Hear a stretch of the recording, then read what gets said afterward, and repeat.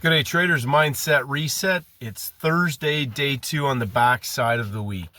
Yesterday, Wednesday, and today pretty much cement one of the repeating themes every week in that front side often builds the box, beginning the template, and we see large moves in the back side of the week. We often refer to Friday, Free Cash Friday.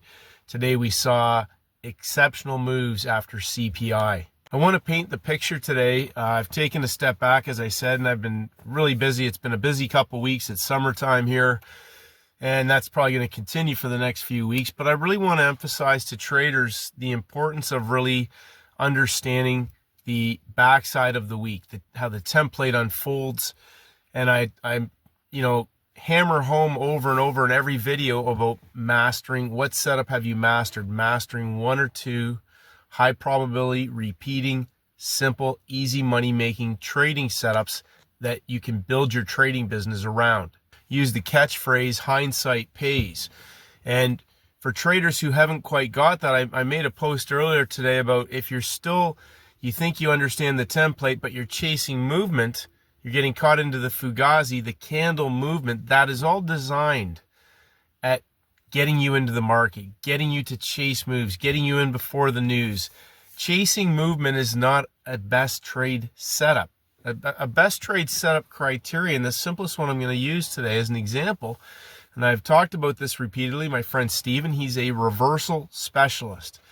He only takes trades after markets break out. That is number one, simple, repeatable, and they happen frequently. Most breakouts fail, but that model, especially as we head into the backside of the week, we saw some huge moves, high of week, low of day opportunities, S&P, NASDAQ. I'm not sure how far they've gone since. I've been out golfing today, of all things. I'm not a great golfer, but most importantly, understanding that as the week evolves and the time begins to decay heading into the backside of the week, and we've expanded the range, and we're heading into the backside of the week, we can see some huge asymmetrical reward to risk opportunities where our range expands. And I talk about Peter Brand having a huge impact on me because it was Peter whose teachings, his classical charting approach, that really emphasized to me the understanding of having an asymmetrical risk trading setup. Meaning that I talked about Paul Tudor Jones. He says he won't even look at something that doesn't offer him at least 5 to 1. But I thought just putting in a 5 times my profit target that I was risking on a trade was going for 5 to 1, when in reality you have to have an opportunity that sets up a range that is targeting at least 5, maybe 10. Today was a huge opportunity for several traders, not only on first bar on gold. I'll answer a question regarding that, but on the indexes, there were several currency pairs that began earlier in London. We saw big moves yesterday. On pound yen crosses, yen cross pairs today, absolutely massive moves. But when you have a trading setup, as the range expands, now we're targeting asymmetrical risk reward. We're up high or we're down low, risking 1 bar. Okay, what time frame? Well, on the trade, our universal entry criteria is always on the 5-minute entry. So unless traders have developed that skill, and they've gone down to the smaller time frame, or they're aligning that 1 minute with the 5-minute. I don't think you need to go to any smaller time frame than that, but 5-minute is all you need, really. And that first bar opportunity on gold, an excellent question from a trader today was, how do you determine when to use that? Now, come back to first bounce and first bar. I've talked about the 4 types of news candles. I will do an updated video on that. But when you have a larger time frame thesis in place, it's day 2 on the backside. Wednesday was first green day that broke out. It closed in breakout. Tuesday was a reversal day, first green day. Wednesday closed in breakout. We have a market now that's targeting back through the high of the week, but CPI, PPI, non-farm payrolls, 3 examples of news catalyst opportunity setups, news momentum catalyst opportunity setups. So it's not just a matter of chasing a major red news candle, which major red news candles. We can get it on any news release if it's a major red news, but there has to be a larger time frame template in place. So we're in breakout, we're targeting a range expansion opportunity, and it's once that explodes, as today's a good example, it's the type of opportunity to take some off and leave one for that second target, that 100% range expansion. You have to know what you're comfortable with. You don't have to do what I do. You don't have to trade the news. There was an opportunity on gold. Gold tends to set up and give great momentum news catalyst trading opportunities for those traders that patiently waited for the indexes to set up. The NASDAQ, day 1, day 2, day 3, 3 days of breakout traders in the market. The markets closed in breakout last week. The S&P the same. Gave textbook peak formations on the news and coiled into the New York Open. Pumped a little pump on the S&P for the vertical collapse. Again, which setup have you mastered? I'm not reading markets. I'm looking for setups. As the week progresses and we're up high, the high of the week, and we're on the backside now, we have a greater potential for that setup on the backside than trying to short it on the front side. Day 1, day 2, day 3. You're shorting into the move as the market's expanding the range. So you have to be thinking about those sorts of things. Which brings me to my next point. Stepping back, and when you master a setup, or when you understand how the template starts to unfold and expand the range, and you're patiently hunting through instruments to target your best setup candidates, there's no desire to take trades. And that's why I recommend to traders, I say print 10 of the best charts up on the wall, print 100 up, so that you realize how a best trade candidate should set up, how it should look into the timing window, and how it should behave as it's about to explode and go parabolic and not come back. And when you have that, and you master taking the trade in lifetime, managing your risk, taking some profits or taking the full profits or letting it run for a range expansion opportunity, and then as your skill set and your results support that through accomplishment, confidence through accomplishment, you can then work on additional sizing into those trades. Sizing into trades that offer asymmetrical risk reward, not getting size into a trade just for getting size into it, but actually having the target in place that's a scalable opportunity. And then in between, if there's nothing that matches that criteria, not feeling that compulsion and impulsiveness that you have to take trades. Several traders today compounded their trading accounts significantly just by trading on the backside of the week. I know a couple of traders had a challenging day and did some damage, and I'm going to tell you this, and you're not alone. And Stephen and I have talked about this. Scar tissue comes not by choice. And you can change that if you turn that into a learning experience. Learn from it and then earn from it. I have done everything wrong. I tell you that over and over again. Whatever you think you've done wrong today, or you've gone into tilt, you blew an account up, you did damage, you lost, you see other traders posting they, got 100 pips here, 50 pips there, 200 pips there. Who cares? It's irrelevant. What's relevant, though, is if you execute a trade setup flawlessly, one great trade setup at a time. So if you've done damage and you're feeling beat down, burned out, feel like giving up, and I talked about this in a previous video, try it for 25 years. But don't do as I did and take 15 years of building accounts and blowing them up, building them up, blowing them up. Start to strip back the things that are interfering with you having that consistency in your routine, your mindset, your approach. I love it when traders, all they want is the entry exit. And Stephen and I have talked about this. We've laughed about this. They want P&L. They want all these things. And the reality of it is, I know that they're so green.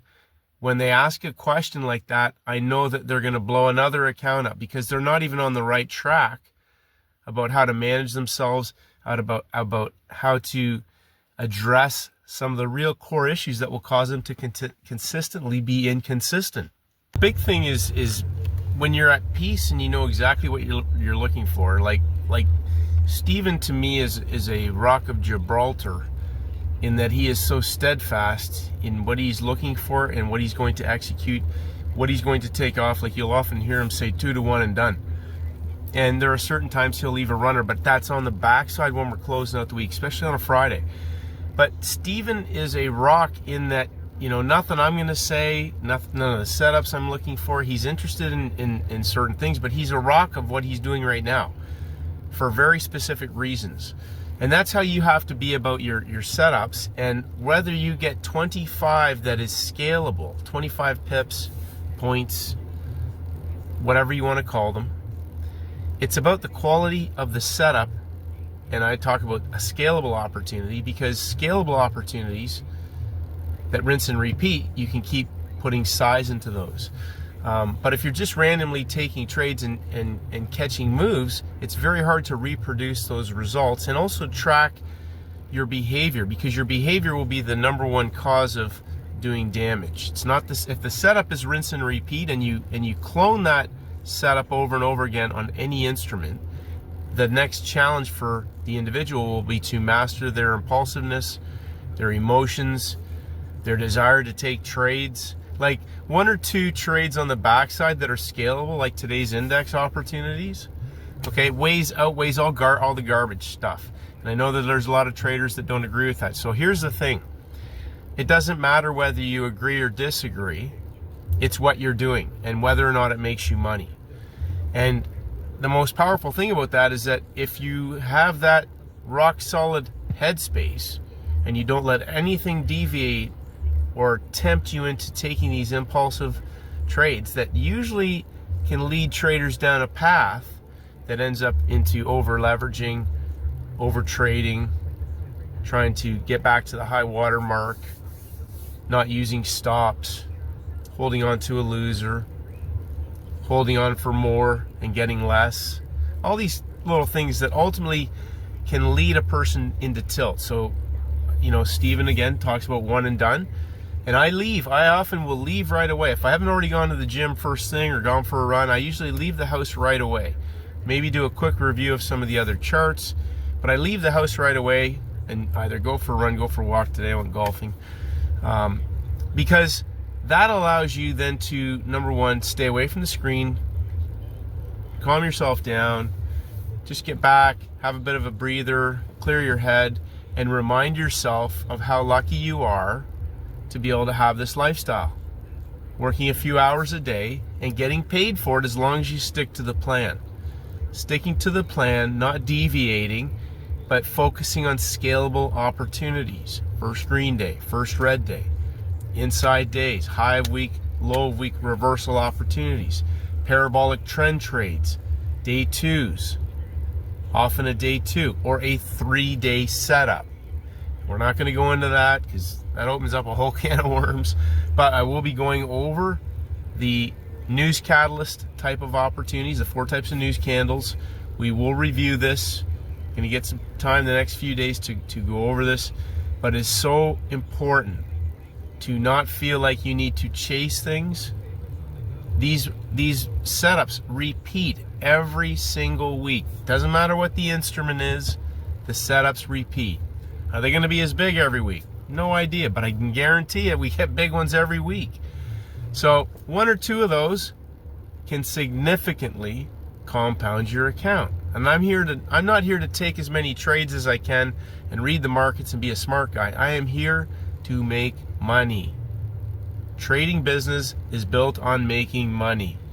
The better you get at that and shaping your mindset around getting very selective and then managing yourself, not doing any self-sabotaging behaviors, it becomes, as Paul Tudor Jones talks about, a pursuit of pleasure. So congratulations, traders. I know today was a cash cow for several traders. And again, just executing a flawless best trade, easy money making trade setup that grew your account today. Congratulations. As I mentioned to the traders, if you had a bad day, you are not alone. We have all been there. We have all been there. It only takes one great trade to get you back on track, and then another great trade, and then another great trade, and you forget about the damage and how low you may feel right now or today or this week, but build on that. You build confidence through accomplishment, stick to the plan, and work on it one great trade at a time. Before you know it, you got 100 great trades behind you. Okay? Some of those are going to really impact your account. Some you might not manage as well, but you'll learn from every single trade, which comes back to my mantra, 1% better every single day. Congratulations, traders. Tomorrow's Free Cash Friday. We have major red news again. PPI, I believe it is. It's been a great week. We've had a fantastic couple of months here.